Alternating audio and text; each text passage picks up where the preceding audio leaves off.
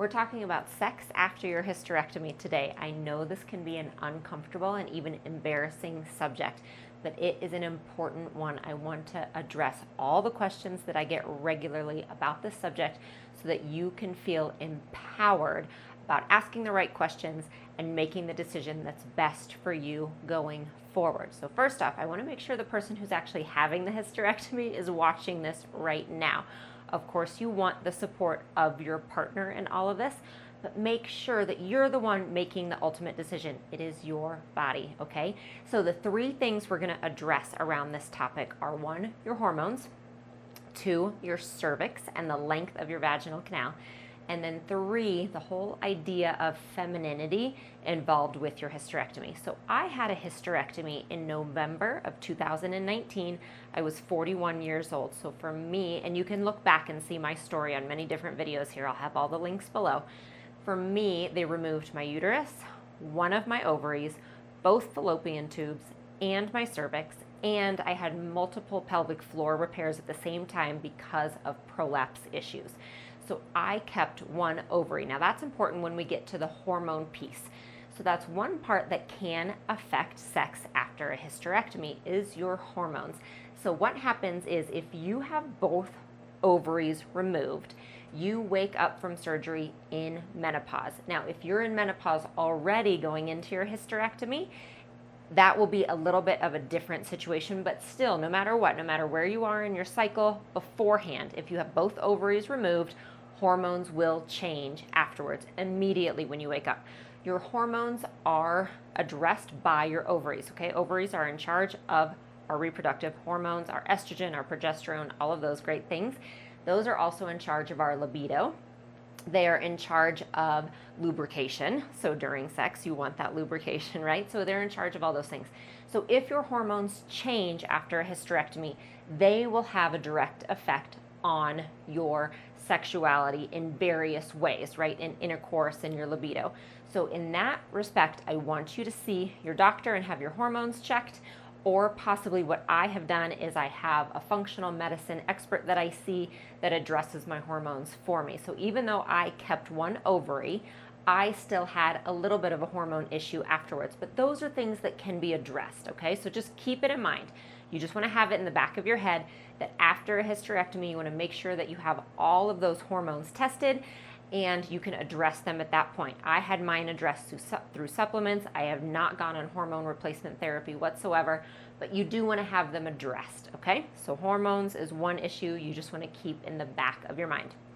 The second and the most common I know people ask me about is the cervix. So your cervix can be removed with a hysterectomy or it could remain.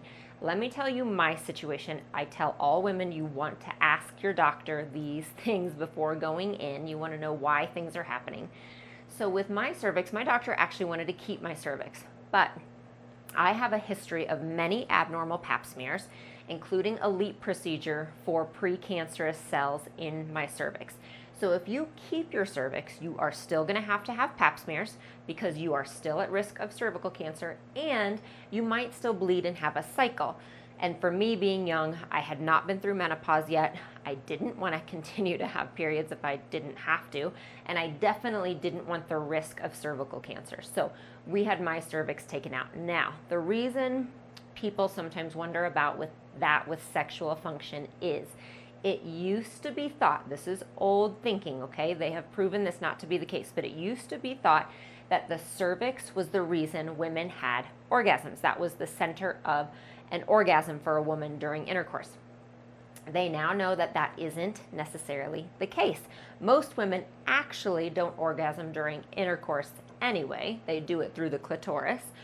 But for those who do orgasm during intercourse, they have found it's not from the cervix, okay? So that's one reason you might read, oh, you need to keep your cervix. That's going to have a big effect on your sex life. That's not really the case anymore. We know that not to be true. All right, so that's one thing to keep in mind. For me, it was definitely worth having the cervix removed for that idea of not being at risk for having cervical cancer in the future, not having to have pap smears.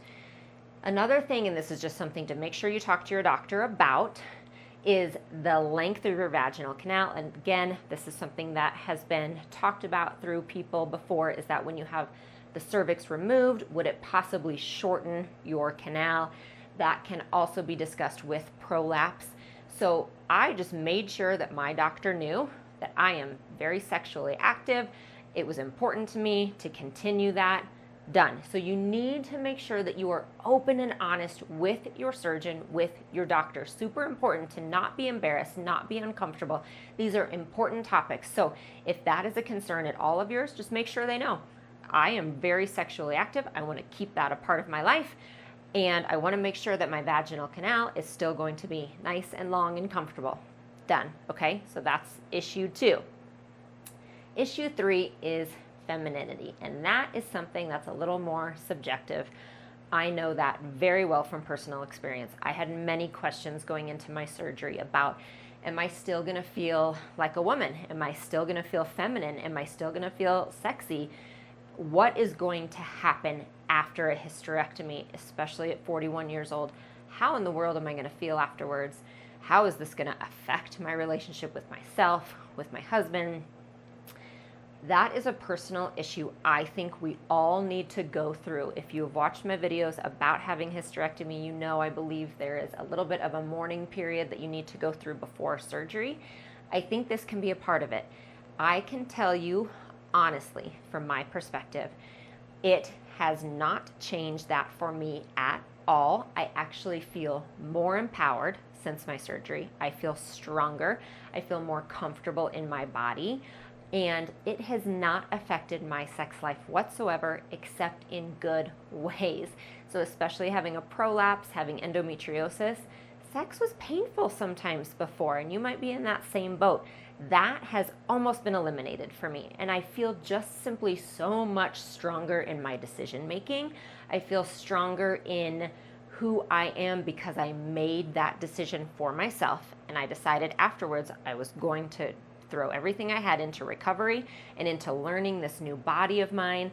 And so for me, it's actually had a very positive effect on my sex life. I want to throw that out there to give you hope and for you to know that anyone out there telling you it has negatively affected their sex life, I personally believe it has more to do with where that person was before and maybe some of the work that they need to go through afterwards. So many times that will happen. Surgery is tough, you guys. I'm not going to sugarcoat it for you.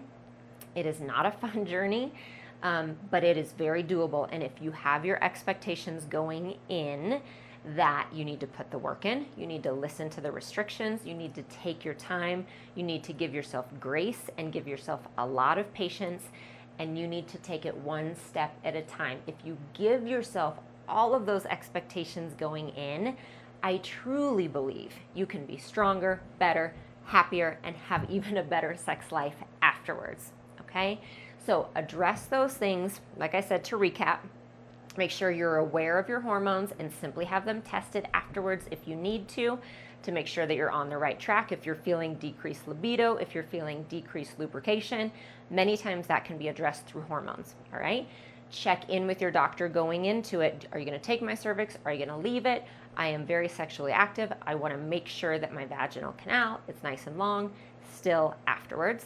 And then finally, make sure that you believe that you will still feel feminine and sexy and strong and everything that you desire afterwards.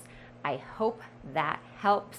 Again, you can find all my resources in links about my story, about my hysterectomy and my prolapse repairs, and also the recommendations I have going into surgery, and also things I think you should know afterwards, and even exercises that you can start after your hysterectomy.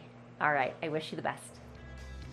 Thanks so much for stopping by. Remember, subscribe to my channel and you'll be notified every time a new video comes up. Like and comment on this video and let me know what you thought. You can also always come over to jessicavalantpilates.com to find all the resources I have for living a healthy lifestyle, including full-length workout videos, healthy recipes, and a community I would love for you to be a part of. So I'll see you there.